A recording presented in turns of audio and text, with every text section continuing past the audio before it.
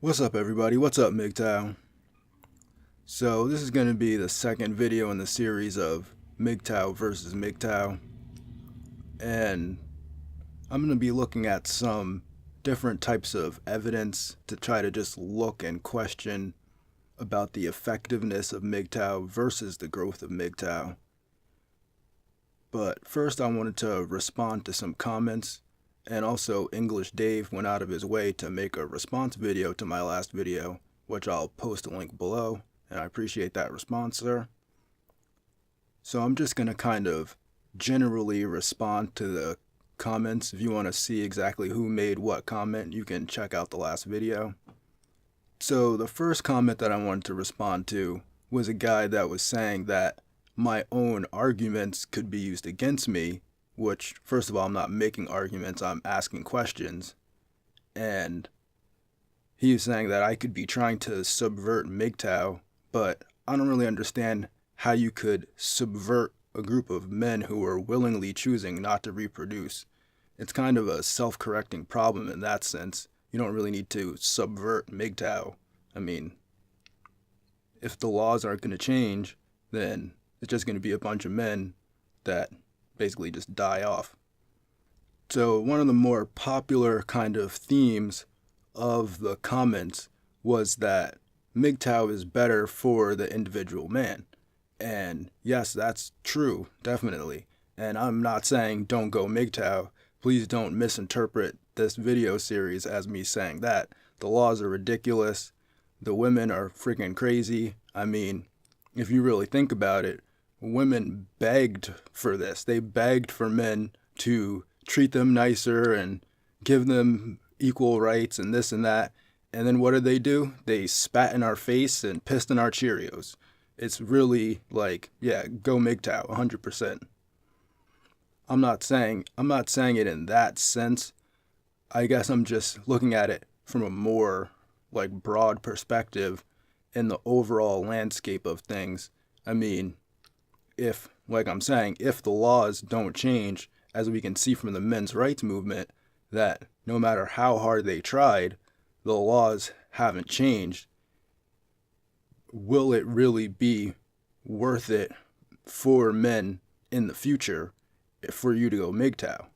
I mean, it's good for you right now, but if your choice is between just going off in a corner and dying, or just taking the shitty deal it's better. I mean, if it's gonna get worse, you might as well get in now before it gets even worse, basically is what I'm saying.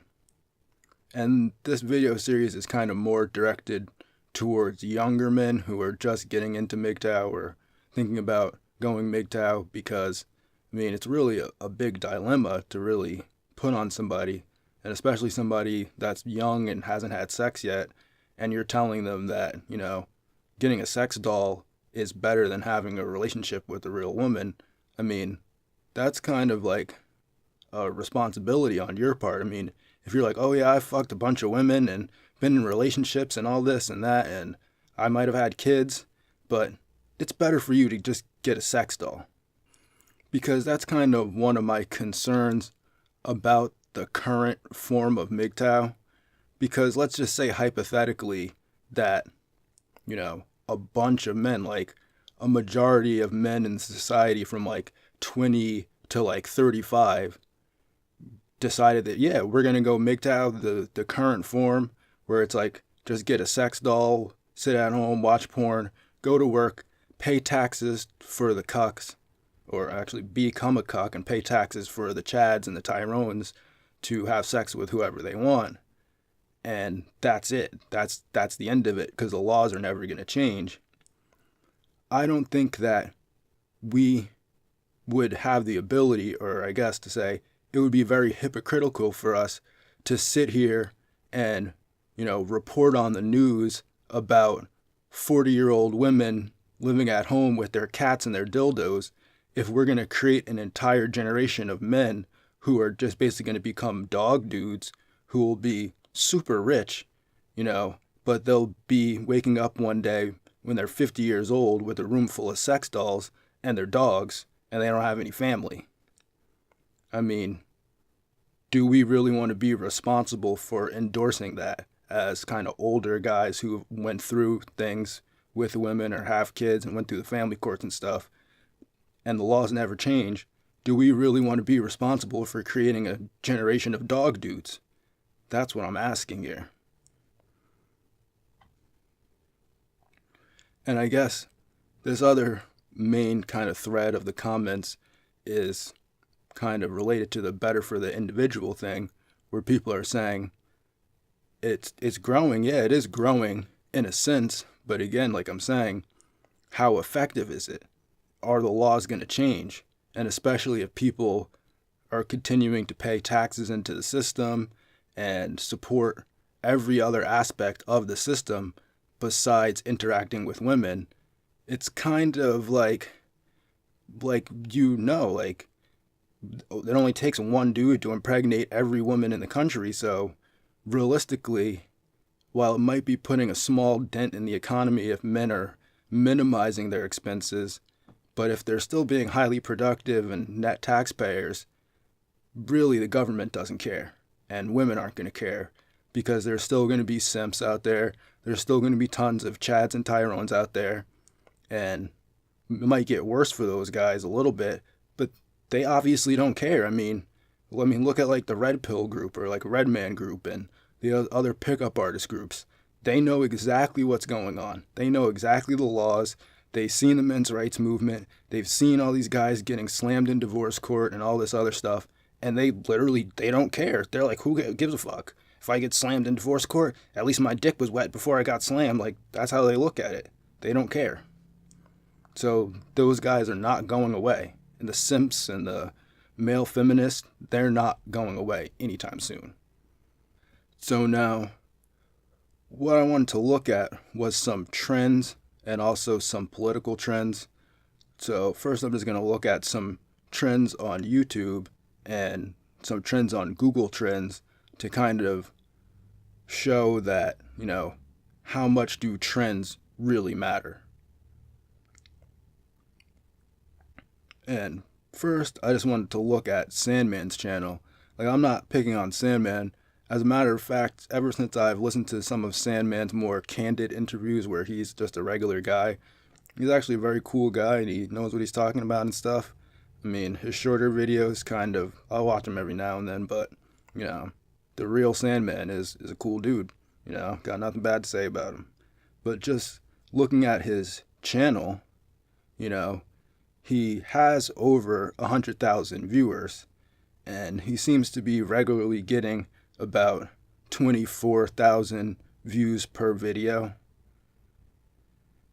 which is like around a quarter of the views. There's no way to know exactly how many subscribers he has at this point, but, from looking at that, if 75% of the people aren't regularly watching his videos, and his channel's been there, I'm not sure exactly how long, but at least like 8 years or maybe 10 years, who knows, and how many of those people that subscribed to his channel 8 years ago are still MGTOW?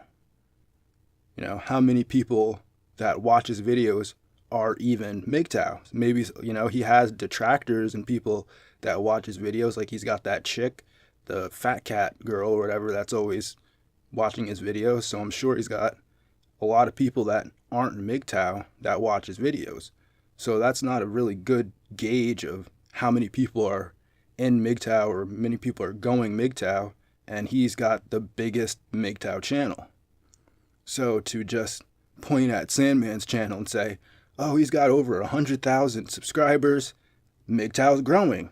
Again, that's very unscientific. It's very unquantitative to look at it that way.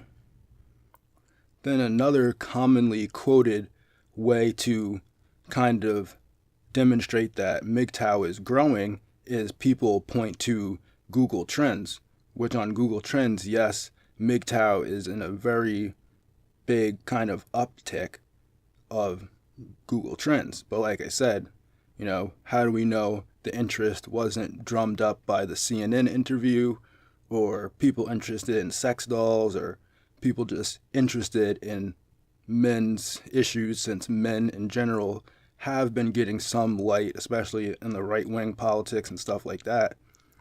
But that doesn't mean that everybody that's searching for MGTOW is going MGTOW. Like, again, it's just a very unscientific way to look at it, and to just point at one chart and say it's going up, that means there's more people in MGTOW. MGTOW's growing. MGTOW's more effective. Those correlations can't really be made very well. So if we look at some other Google trends, for example, Wisconsin cheese, I mean, look, there's a huge spike in the interest of Wisconsin cheese in 2016, and Wisconsin cheese is trending upwards. What the fuck does that mean? Again, right here, look, baby boomers, a huge spike in 2016. It's trending upwards. Baby boomers, I mean, what does that mean? Like, what does baby boomers trending upwards mean? Here we have chicken nuggets, another huge spike in 2016, and chicken nuggets is trending upwards. What does that mean to the world? Chicken nuggets is trending upwards. Wow. You see what I'm getting at here? I mean, dinosaurs had a huge spike in 2016 and 2018, but now it's trending downwards. People just aren't as interested in dinosaurs anymore. Money, the most important thing in the world. No appreciable change really at all. People's interest in money hasn't changed, even though the stock market's going up and down and inflation is going up and down, but people's interest in money has stayed flat. And then last, we can see space travel. There's a huge spike in 2017, but then after that, it's pretty much been flat. I mean, people aren't really interested in space, and that's probably one of the most important things to humanity, is to get off of this planet. And, especially if people believe that we're running out of land and, we're running out of resources. Wouldn't that be the most important thing, is to go somewhere else where there's resources? Go someplace else where there's more land, but well, nobody really cares about it, except in 2017, there was a huge spike. So like I said, just pointing to, Sandman's channel and saying, oh wow, Sandman's got 100,000 subscribers or more, that means MGTOW's doing great. No, that means Sandman's channel's doing great. That's all it means. That's the only real value judgment that you can make from looking at Sandman's channel and looking at his subscriber count. And again, looking at Google Trends, it doesn't tell you much. I mean, Wisconsin cheese is trending upwards too. What are you going to say about that? Now, another social phenomenon that we can look at that has kind of similar implications as going MGTOW as far as the legal implications go is Prohibition. Because the history of Prohibition was that Prohibition was led by women, mainly upper-class women, in both the Republican and Democratic parties, which we see both Republican and Democratic women support gynocentrism and gynocentric laws. It's something that's across party lines, bipartisan as far as women go, with supporting certain types of laws that are against men. Because we know that men are more likely to drink and use drugs than women are, it also seemed obvious that women were more likely to be against men drinking and using drugs.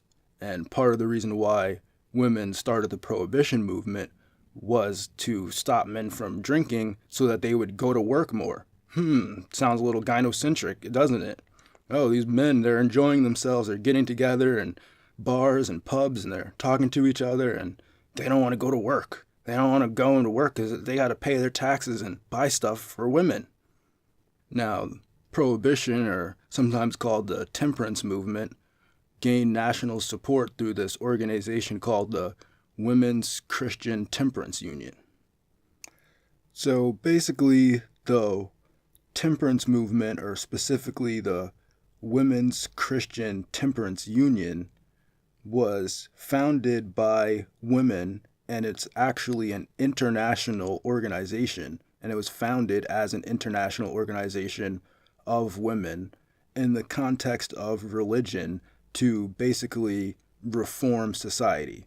So basically, it was a bunch of upper class women who were basically these bitchy schoolmarm type of women that thought that men weren't doing enough work and paying for enough stuff, so we got to take stuff away from them because we're the moms of the world. Again, sounds a lot like feminism, and they were feminists. So it says right here in Wikipedia that Frances Willard, a noted feminist, was elected the WCTU's second president in 1879, and Willard grew the organization to be the largest organization of women in the world by 1890. She remained the president until her death in 1898. Further down it says, local chapters, known as unions, quote unquote, were largely autonomous, though linked to state and national headquarters. Willard pushed for the home protection ballot, arguing that women, being the morally superior sex, needed the vote in order to act as citizen mothers, quote unquote, and protect their homes and cure society's ills. At the time when the suffragists were viewed as radicals and alienated most American women, the WCTU offered a more traditionally feminine and appropriate organization for women to join. So basically, women weren't joining the feminist movement because they didn't want to leave their husbands and go into the workforce like women are now. So the trad thoughts came up with their own type of feminism, where it was more Christian based and seemed more like motherly, and then women wanted to join that, and then they went around stopping working class men from enjoying themselves after work. And some guys didn't want to go to work because, who wants to go work in a coal mine, really? Really. But then again, these bitchy women were like, who's going to work in this coal mine? I'm obviously not going to do it. Take away their beer and make them go work in that coal mine. Come on, really? We really shouldn't even be having to go over this. So now when we look at today, we can see that both the Republicans and Democrats, both in their feminist party type of thing, are trying to ban certain things from society. Now, on the Republican side, they're more wanting to get rid of porn and drugs, and on the Democrat side, they want to get rid of drugs. But argumentatively, all three of these things could be said to be dangerous for society. And at the same time, Republicans will argue that the distribution of porn and drugs should technically be legal for adults, but the danger is in the distribution to minors and minors being able to get access to porn and drugs because it's readily available. But the liberals can make the same argument against guns, because if you look at a lot of the school shootings, the kids got the guns from their parents or from adults in general. And so you can't really make that argument, especially if you're a Republican and you're making free market arguments and constitutionalist arguments. It's really the parents' responsibility to keep their kids away from porn, drugs, and guns, not the government. And so arguing to kind of just outright ban these things from society is not really a good argument. Now, I've heard some people say that, back in the day, if, some guy came into their town selling pornography, they would have just formed a gang, went to his house, and beat him up. But nowadays, most porn studios are actually owned by women, and a lot of porn stars are actually independent women because of all internet technology. So I'm just wondering if you guys are going to form a gang to beat up women. Because if you are, I'm not going to stop you, but it's just interesting that you would form a gang to beat up guys, but if you have to beat up women, are you going to do that? And then when it comes to drugs, again, from a kind of Republican free market argument. I mean, if you're going to ban drugs, are you also going to send the DEA into big pharma and, take them down for selling heroin to everybody in the country? Because until you're going to do that, the argument is kind of mute as far as saying some drugs are bad, but the really pharmaceutically designed ones that go directly into your system, those are okay because the government says they're okay. I just don't know why anybody trusts the government in the first place. That's a whole other topic.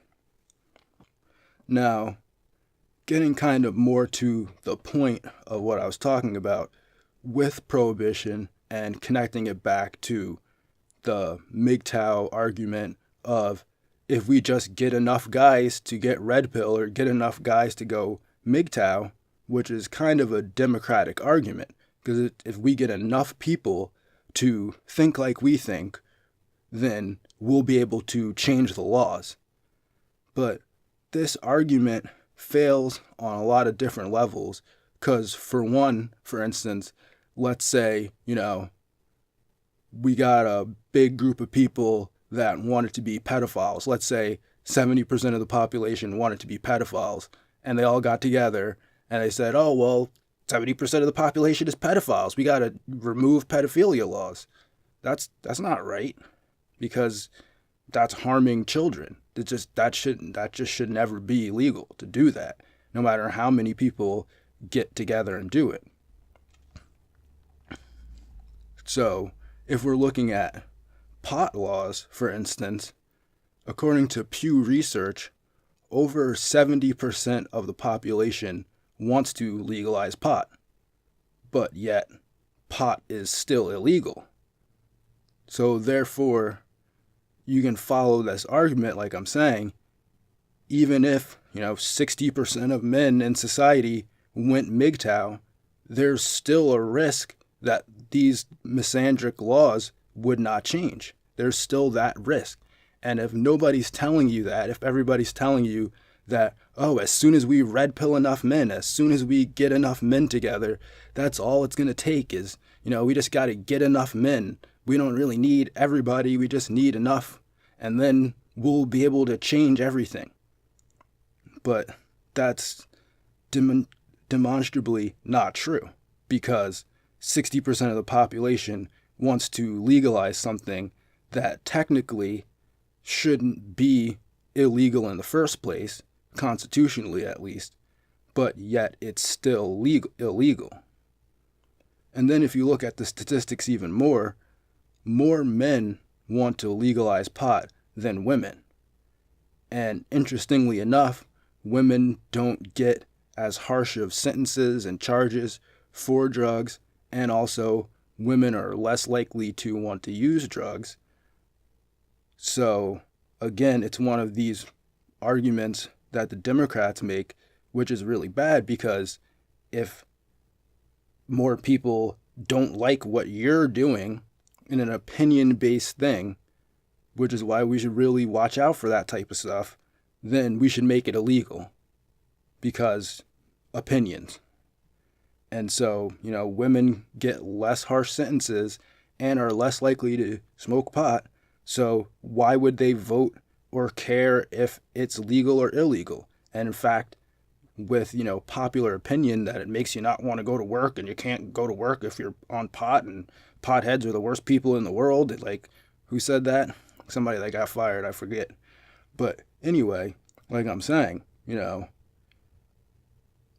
my general argument is that even though, we might have a huge mass of men that want to make, the laws change and change the divorce laws and the family laws and all that stuff, it still might not happen unless there's actually some type of physical force or even, dare I say, violence involved in it.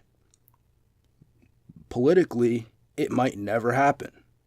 And especially if men can't even meet in public or get in a group of more than 2 men that have gone MGTOW or talk about it in public, it's never going to happen. And then, like I'm saying, then we have to really examine, are we just setting up especially the younger men to just end up being a bunch of dog dudes. Because like I said, we can't get online and show video after video of quote-unquote post-wall hags and make fun of them for having their dildos and their cats if we're going to create a generation of dog dudes. That's just not what we should be looking at. So I'm sure this video has gone on long enough. I've got one more part for this series, and other than that, have a good day and go MGTOW.